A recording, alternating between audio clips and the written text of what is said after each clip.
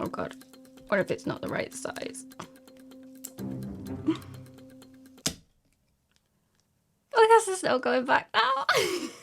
Lumix gang, we have some new updates. I've got quite a bit to go through. Most of it's around the S9, but there are some other cameras that are getting some benefits as well. And all the updates mentioned in this video will be available from tomorrow, the 9th of October. The biggest and best, in my opinion, is that now the S9 has the option to turn off your recording limit. So we're no longer stuck with 10 or 15-minute limits. I like to call this the UK edition because there's not very much chance of the S9 overheating, particularly this time of year in winter. But of course, use common sense. You now have completely unlimited recording time, but if you are in a hot environment, just, you know, use common sense. I think this is a brilliant step from Lumix because other brands allow you to do this and do it at your own risk. And I think I would much rather have this decision be in my hands than be sort of stuck with the original limits. So I'm super duper happy that Lumix have listened to all of the users in this update. But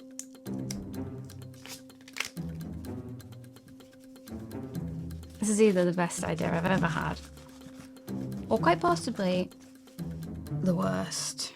For you microphone nerds, the Lumix Lab app and the real-time LUT stuff is now coming to the GH7 and the G9 too. So now we can store 39 LUTs in camera, we can sync it with the Lumix Lab app, and we can download creator LUTs, like mine, just saying, and shoot in camera. It's really, really cool. The Lumix Lab app is something that I've been raving about since its launch, and I'm glad that now more users will get to have a go at it.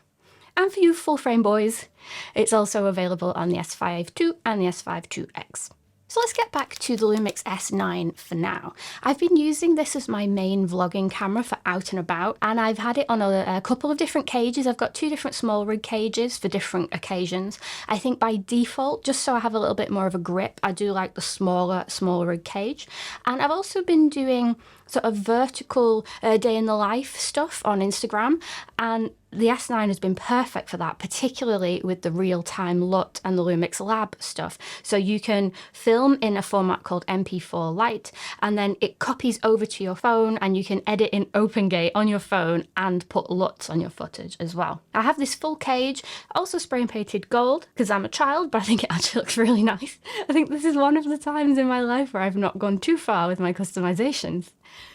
And I have a plate for the vertical, plate for the horizontal. I stick it on my movable monopod and all is right with the world. It's been such a fun setup to use out and about, and also in the office filming my day-to-day life. Let's be honest, even with a smaller lens on the S9, the footprint as it stands has not been that much of a benefit over the likes of the G9 II or the S5 II. But all that has changed with this brand new lens. The 18-40 is my new favorite full frame lens. It's absolutely tiny. I don't think it's too bold to say that it actually makes the S9 make sense. You should basically super glue this lens onto the S9 and just be done. Because the focal length is also perfect. You have the 18mm at the wide angle, which is great for vlogging, perfect. And then up to 40mm for everything else. And 40mm is my favorite street photography focal length. It's great for day-to-day life. And it's such a nice, sharp lens throughout the focal range as well.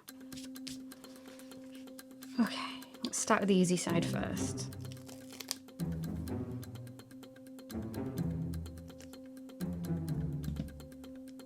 It's the right size. It's the right size. As you can see, time of old, there was not much benefit taking the S9 out if you were going to use the larger L-mount lenses, or even the prime lenses look quite chunky on it. But now, looking at the weight between a similar setup with the S5 II and the S9, you can really start to see the S9 making perfect sense. In fact, with this new lens, the S9 is the smallest system that I own that has phase detect autofocus. It's miles smaller and lighter than the G9 II, and obviously it's much smaller than the other full frame cameras. So it finally sort of makes sense for this to be my full-time vlogging camera, because I do need phase detect autofocus if I'm talking to myself. Let's not go back to my GH5 vlogs where was just not in focus at all. Don't get me wrong, if a Micro Four Thirds version of this dropped tomorrow, I would be a complete convert. I think this sort of smaller form factor works so much better in Micro Four Thirds. You have tiny lenses already, you don't have to wait for them to be released. You could probably fit a mechanical shutter in there because you've got a little bit more space, etc. We know the benefits of Micro Four Thirds, and I do hope something like that comes out eventually.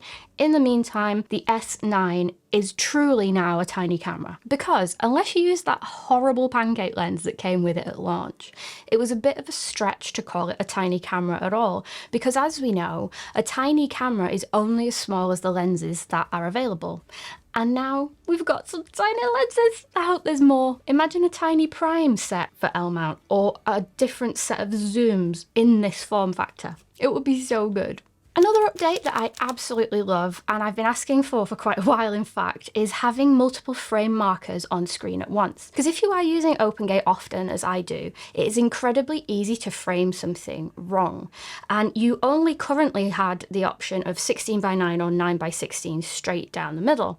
And now you can add up to 3 different frame markers and you can move them around and have them all on screen at once. And the benefit of this is, say if I'm shooting this talking head now, I could see on screen what the vertical version will look like, and I can see what it will look like 16:9. So for content creation, and if you use sort of more letterbox style shooting, this is a great upgrade, and I'm really happy to see it implemented so well. And just to quickly roast the 26mm f8 manual focus Pancake Prime that came with the S9 originally, I was not a fan.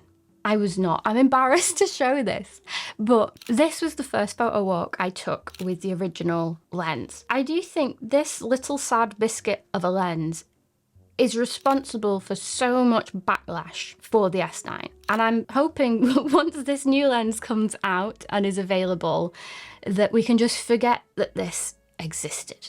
Because the focus throw is so small, it's really hard to get your images in focus unless you punch in and really take your time. And on the back of the S9, the focus peaking was telling me that the images were in focus, and clearly they were not. I was actually questioning my entire life as a photographer because I couldn't get an f8 lens in focus.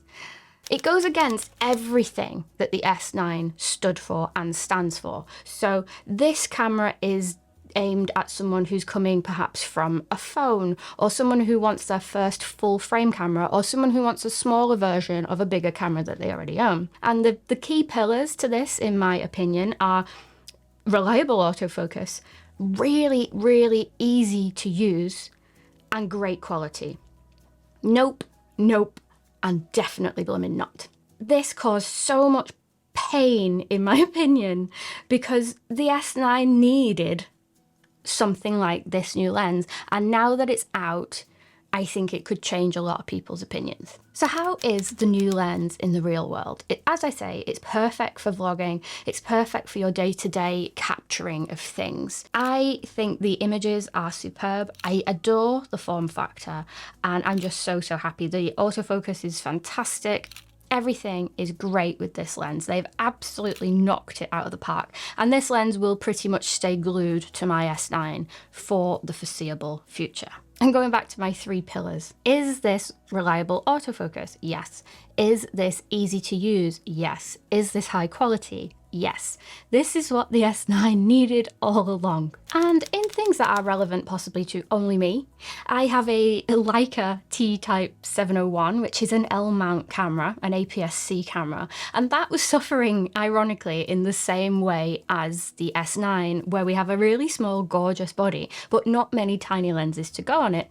And now I have a solution for that as well. I have a dedicated video on that camera. It's a bargain, and it's a Leica, and it's L-mount, and I'll link it in the description so you can watch it next. So if the S9 is now beginning to make sense for you, as it is for me, and perhaps you're looking to get one or trade for one, there's no better place to start than MPB. With MPB, the biggest online platform for buying, selling, and trading your camera equipment, you could trade in some of your existing lenses, or perhaps there's an old camera body that you don't use very often. You can trade that in for cash and then put it towards your new S9 purchase. Another thing that I think a lot of people will do is the L-mount wide-angle lens It's very nice, don't get me wrong, but it is massive. I think there might be a bit of a migration from that to this. I use MPB all the blooming time, and if you're like me and you like to try different things and experiment but not spend the earth, trading in your equipment and selling to MPB is an amazing way to do so. So I have links in the description for UK, EU and America, and if you do want to use MPB, it really does help if you use those links. It shows MPB that you've come from me. They've been a long-term supporter of this channel and it really does help me out. Let's get back to the nerdiness. Another feature that I think is often overlooked is the hybrid zoom feature in the S9, and the reason that I'm bringing it up is because it makes this already very versatile lens even better. So what this does, it works in photo and video, is it will allow you to zoom in really naturally using the lens's zoom to get some really nice results. Now, your tolerance for how much you want to effectively punch in is down to you, and this is sort of how wide it can go and how zoomed in it can go using this lens. And particularly for video over photo, you can punch into the sensor quite a lot to change the focal length of this lens. And you still are filming in 4K, so there's no effective loss of quality. If you do want to drop down to HD, you can go to town. It becomes a stupid telephoto lens. I think hybrid zoom is one of these features that people think is a little bit gimmicky, but the way that it's implemented, where you use the lens to throw the zoom, it's so natural and so intuitive, and I think it's a really underrated feature from Lumix, and it can make creating an everyday carry like this way more versatile. You've got way more versatility using that feature, and it's a perfect combo with the tiny new lens. Also, there's a brand new S9 in white, which looks very premium and very delightful. I think my favorite was the green, and then the black, because the black looks really swish, then the white, then the blue, and the red is my least favorite one so far, but they're all nice and I love fun colors, of course I do. And hopefully my yellow one is going to be up there in that list. So time for the big reveal. What do you reckon?